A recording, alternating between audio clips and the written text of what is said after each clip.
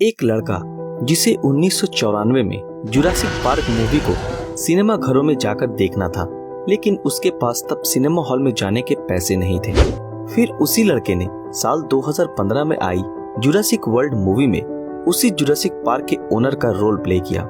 जी हाँ दोस्तों, ये लड़का कौन था अब तक तो आप समझ ही गए होंगे। मैं बात कर रहा हूँ इरफान खान की। इंसानों की किस्मत बदलते हुए सभी ने तो सुना है, लेकिन इस तरह से किस्मत बदलना किसी अजूबे से कम नहीं था। इरफान खान का जन्म राजस्थान में जनवरी 1967 में एक लोअर मिडिल क्लास फैमिली में हुआ था। उनके पिता की खुद की एक टायर की दुकान थी। बचपन से ही इरफान बहुत ज्यादा इंट्रोवर्ट पर्सन थे, मतलब दूसरों के साथ आसानी से मिलजुल कर बात नहीं कर पाते थे। स्कूल में वो क्लास में सबसे पीछे बैठते थे और इतना ज्यादा शर्मीले थे कि उनके टीचर्स भी उन्हें नोटिस नहीं करते थे। जब वो 7 साल के थे तो आसमान से पतंग कटकर आ रही थी। उसी समय उनके घर के छत पे बाउंड्री नहीं थी, तो पतंग पकड़ने के चक्कर में वो नीचे गिर गए और इस हादसे में उनकी बहुत सारी हड्डी पसली टूट गई और उनको इस हादसे से ठीक होने में 2-3 साल का समय लग गया। और इसी 2-3 सालों में उनकी टेढ़ी मेढ़ी उंगलियां और चलने फिरने में प्रॉब्लम के चलते सभी उनका मजाक उड़ाते थे। जब वो 12वीं कक्षा में थे उस समय सिनेमा घरों में मूवीज देखने जाते थे और यही मूवीज देखते देखते वो दिलीप कुमार के बहुत बड़े फैन हो गए। और इसी के बाद उनको एहसास हुआ कि उनको जिंदगी में बस अब एक्टर ही बनना है और कुछ करना ही नहीं है जिंदगी में। अब इसी दौरान 19 साल की उम्र में उनके पिता का देहांत हो गया।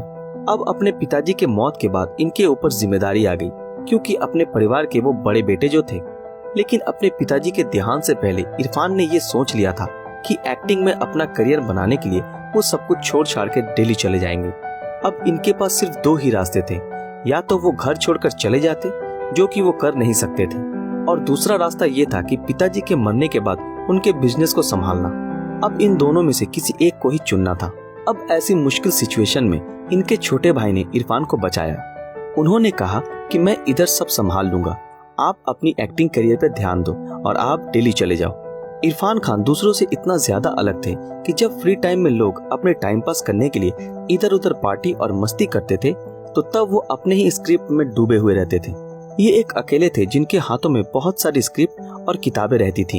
इरफान दिल्ली में अपनी एक्टिंग क्लास के तीसरे साल में आते आते उनको एक बहुत ही बेहतरीन डायरेक्टर मीरा नायर के साथ काम करने का मौका मिला। मूवी का नाम था सलाम बॉम्बे, जिसे एकेडमी अवार्ड के लिए भी नॉमिनेट किया गया था। इरफान खान ने इस मूवी में बहुत कड़ी मेहनत की, लेकिन एंड में जब वो मूवी करने गए तो इनका रोल ही काट दिया गया। खाली 2 महीनों की वर्कशॉप कराई और उन्हें वापस भेज दिया गया। इस घटना के बाद वो बहुत ज्यादा डिप्रेशन में चले गए, क्योंकि इरफान को अल्टीमेटली मूवी में काम करना था और वो वही नहीं कर पाए। दिल्ली में अपनी एक्टिंग में पढ़ाई पूरी करने के बाद वो मुंबई चले गए, जहाँ वो पेइंग गेस्ट के तौर पर रहने लगे और यहीं से उनका असली स्ट्रगलिंग पीरियड शुरू हुआ। रोजाना जाते थे ऑडिशन के लिए और हर बार रिजेक्ट होकर आ जाते थे और किसी भी मूवी में उनको एक भी रोल नहीं मिला। अब मजबूरी में आकर उन्होंने मुंबई में सरवाइव करने के लिए सीरियल्स करना शुरू किया, क्योंकि at the end of the day जिंदा रहने के लिए पैसा तो चाहिए ना। 1990 से लेकर 2000 तक वो स्ट्रगल करते रहे। कभी कभी तो ऐसा सिचुएशन भी आया कि जब डायरेक्टर्स ने उनके फोन रिसीव करना ही बंद कर दिया था। लेकिन आखिरकार साल 2001 में उनको एक बहुत अच्छा मौका मिला द वॉरियर मूवी में, जिसमें उन्होंने बहुत ही अच्छी एक्टिंग की और अब वो काफी डायरेक्टर्स की नजरों में भी आ चुके थे। लेकिन इतना काफी नहीं था। फिर साल 2003 में हासिल नाम की मूवी करी, जिसमें वो एक नेगेटिव कैरेक्टर का रोल प्ले किया और नेगेटिव रोल के लिए उनको इस फिल्म में फिल्म फेयर अवार्ड भी मिला था। लेकिन एक मूवी ने बॉलीवुड में उनके पूरे करियर को बदल कर रख दिया और वो मूवी थी पान सिंह तोमर, जो साल 2012 में रिलीज हुई थी। हालांकि इससे पहले भी वो स्लमडॉग मिलियनेयर जैसे ऑस्कर विनिंग मूवी कर चुके थे, लेकिन जो फेम और एक्सपोनेंशियल ग्रोथ उनको उनके करियर में मिली वो उन्हें इसी मूवी से मिली थी। क्या आप जानते हैं कि इस मूवी को बनाने में पूरे 8 साल लग गए थे, क्योंकि पान सिंह तोमर के बारे में कोई भी इंफॉर्मेशन कहीं पर भी नहीं थी, ना किताबों में और ना ही इंटरनेट पर। बस पुलिस रिकॉर्ड में उनका नाम था और सिर्फ उनके रिसर्च में ही 6 से 7 साल लग गए। लेकिन भले ही ये मूवी देर से आई, लेकिन दुरुस्त आई। ये मूवी इरफान के लाइफ की बहुत ही बड़ी हिट थी। अब हिट से आप इसे बॉक्स ऑफिस कलेक्शन के साथ कंपेयर मत करने लग जाना, क्योंकि ये उनके एक्टिंग करियर के हिसाब से सबसे बड़ी हिट थी। और उनकी लाइफ में इसी मूवी के लिए अवार्डों के लाइन लग गए। बेस्ट नेशनल एक्टर अवार्ड के साथ साथ बेस्ट एक्टर फिल्म अवार्ड से भी उन्हें सम्मानित किया गया। इस मूवी को क्या क्या अवार्ड मिले वो आप स्क्रीन पर ही देख सकते हैं। फिर इसके बाद उनको back to back leading roles मिलने लगी। एक बार एक इंटरव्यू में उनसे पूछा गया था कि जो बॉलीवुड की बड़ी बड़ी मूवीज हैं वो 100 करोड़ 200 करोड़ कमाती हैं, मगर आपकी मूवी 100 करोड़ नहीं कमाती। जवाब में इरफान खान ने कहा था कि मेरी मूवी ने 20,000 करोड़ कमाए हैं। मूवी का नाम था जुरासिक वर्ल्ड।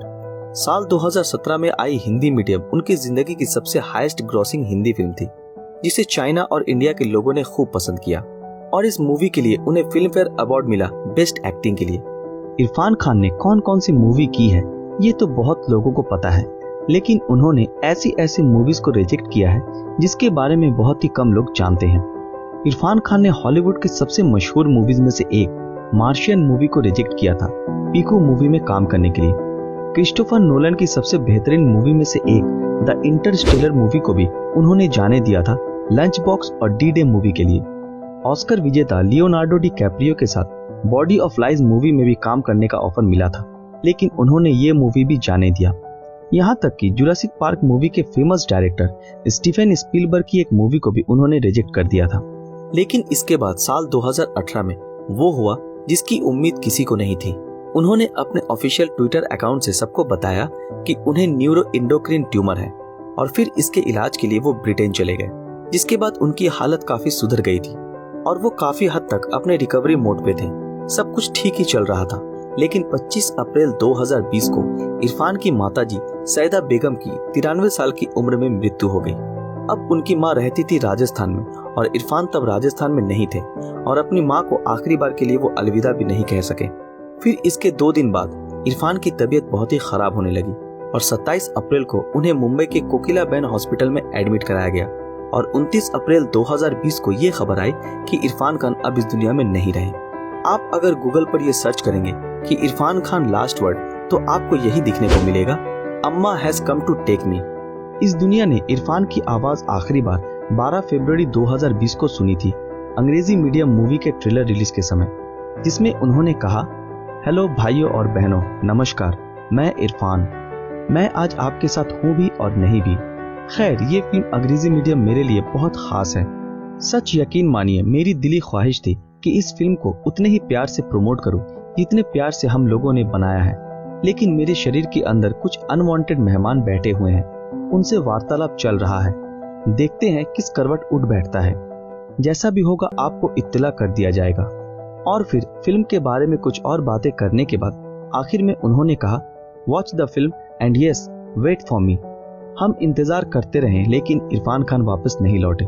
इस वीडियो को आप लाइक करें या ना करें, लेकिन आपसे यही रिक्वेस्ट है कि इस वीडियो को एटलीस्ट ज्यादा से ज्यादा लोगों के साथ शेयर जरूर करें, ताकि पूरी दुनिया को पता चले कि इरफान खान बॉलीवुड के कितने बड़े लेजेंडरी एक्टर थे।